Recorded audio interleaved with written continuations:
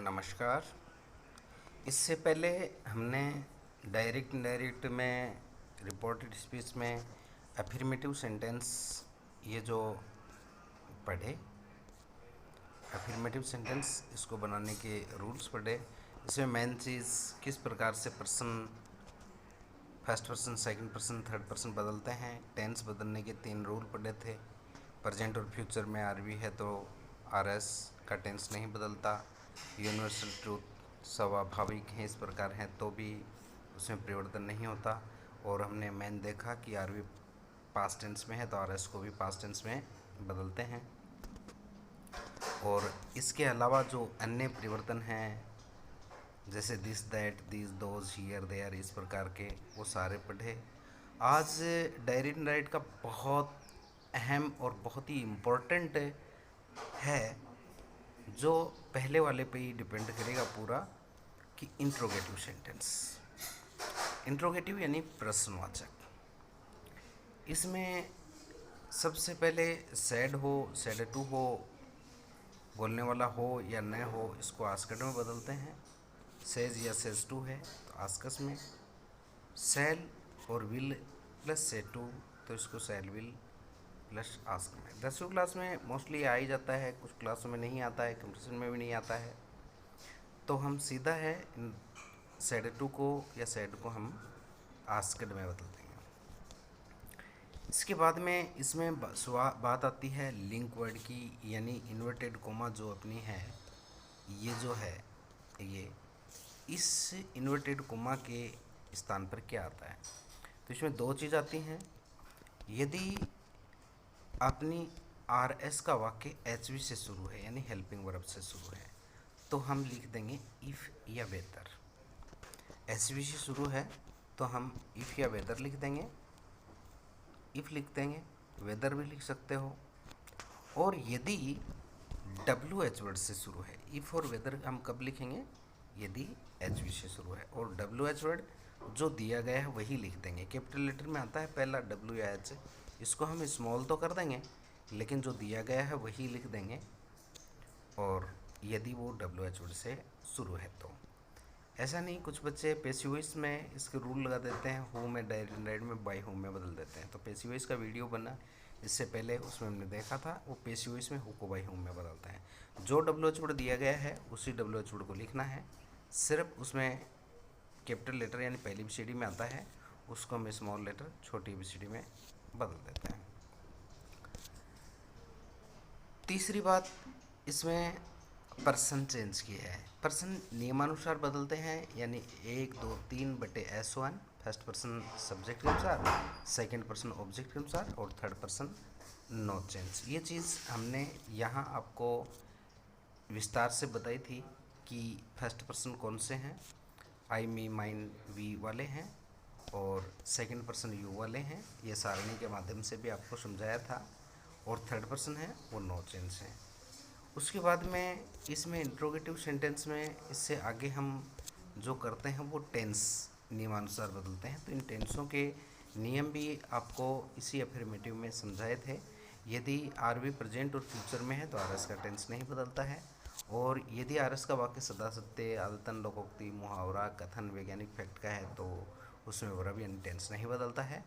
और अन्य संभव परिवर्तन में इसमें हमने ये दिस, दैट, दोज ये इसमें हम करते हैं। तो इसके बाद में हम 5 पे करते हैं अन्य संभव परिवर्तन। यहाँ देखने वाली बात ये है कि इनडायरेक्ट स्पीच जो है वो कभी भी प्रश्नवाचक नहीं होता। यानी जब हम वाक्य बनाते हैं तो सबसे पहले जैसे डब्ल्यू एच आ गया उसके बाद में हमें एच वी आती है। यदि एच वी से शुरू है तो पहले एच वी आती है, पहले एच वी आती है। लेकिन ज्यों ही हम डायरेक्ट से इनडायरेक्ट बनाते हैं तो वो वाक्य सिंपल में बनेगा। यानी पहले हम टेंस यानी ये पर्सन है सब्जेक्ट को चेंज करेंगे, उसके बाद में वर्ब यानी टेंस लिखेंगे, जबकि अपने को प्रश्न में पहले एच वी मिलेगी। और जो ही इनडायरेक्ट बनाते हैं वो एच वी सब्जेक्ट से पहले मिलेगी, अपने को यहाँ मिलेगी एच वी। और जो ही हम इनडायरेक्ट बनाते हैं तो इस एच वी को बदल कर या वैसी वैसी जैसे भी नियम के अनुसार आ रही है वो इस सब्जेक्ट के बाद में लिखनी है, पहले नहीं लिखनी है। एग्जाम्पल देखते हैं। देखिए Sita will say what do I do for him बनेगा Sita will ask. Will say है तो will ask. W H word है तो इन्वर्टेड कोमा के स्थान पर दिया गया डब्ल्यू एच वर्ड, डब्ल्यू छोटा हो गया है। अब हम डू का इलाज नहीं करेंगे, पहले आई का करेंगे। तो आई फर्स्ट पर्सन है, सीता के अनुसार सीता एक लड़की है तो सी। चूँकि इसमें टेंस चेंज नहीं होगा क्योंकि ये फ्यूचर में है, तो प्रेजेंट इंडेफिनिट है, ये डू फर्स्ट फॉर्म है, ये हट जाएगी, एच भी है और इसके एक वचन होने के कारण एस और एस। डज हो गया फॉर और हिम थर्ड पर्सन है, नो चेंज। इसी प्रकार से Rekha said to him does water boil at 100 degree centigrade. ये सदा सत्य का वाक्य है। तो रेखा सेड टू को ऑस्कर्ड में बदल दिया, हिम और एच वी से शुरू है इसलिए हमने इफ लिख दिया। ये वेदर भी लिख सकते हैं।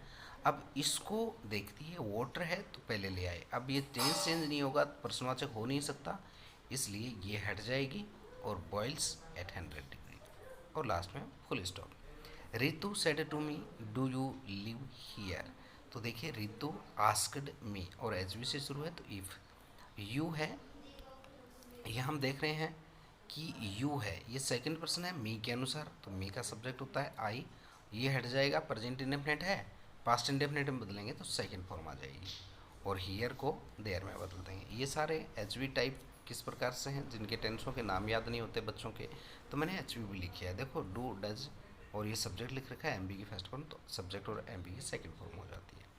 ऐसे भी हम इसको याद कर सकते हैं और सीधा प्रेजेंट अपने समान पास्ट में बदलेंगे, साधारण बनाना ही है। और वाक्य देखते हैं। Ram said what did you bring for me yesterday mother. ये राम ने अपनी माँ से कहा कि मम्मी कल आप मेरे लिए क्या लेके आए थे। तो राम आस्क्ड और सुनने वाला पहले देखा था ना, आरबी में लिखा जाएगा, तो इधर आएगा मदर है तो अपनी तरफ से लगा देंगे हिज मदर। राम पुलिंग है ना। अब ये डब्ल्यू एच वर्ड से शुरू है तो वॉट। अब इस यू को बदलेंगे, मदर के अनुसार होगा, बोलने वाली सुनने वाली वही है तो सी।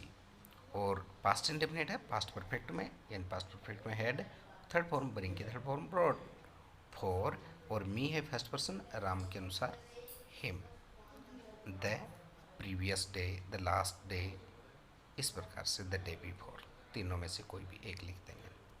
Anita said to me where is your father in law. तो अनीता आस्क्ड मी है, डब्ल्यू एच वर्ड है तो where.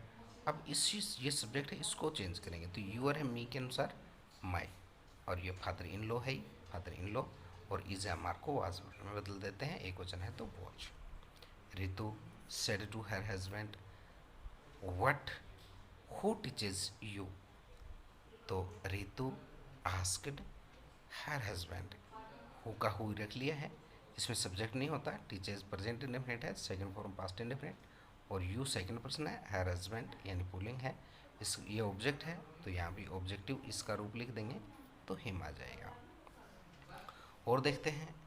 Ram said to me will you meet me tomorrow.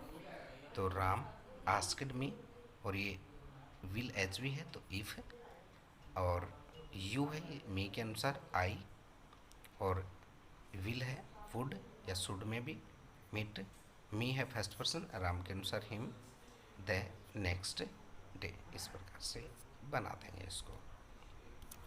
तो ये थे अपने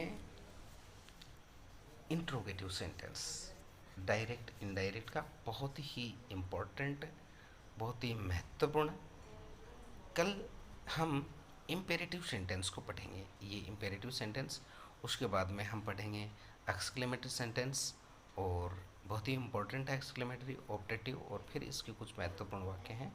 इस प्रकार से हम एक या दो वीडियो आपको और डायरेक्ट इनडायरेक्ट के बताएंगे। इस को देखकर उसके बाद में जो भी कंटेंट है, प्रश्नवाचक कोई सवाल है, कन्फ्यूजन है, वो ज़रूर मुझसे पूछिएगा। उम्मीद है सभी बच्चों को समझ में आया हो।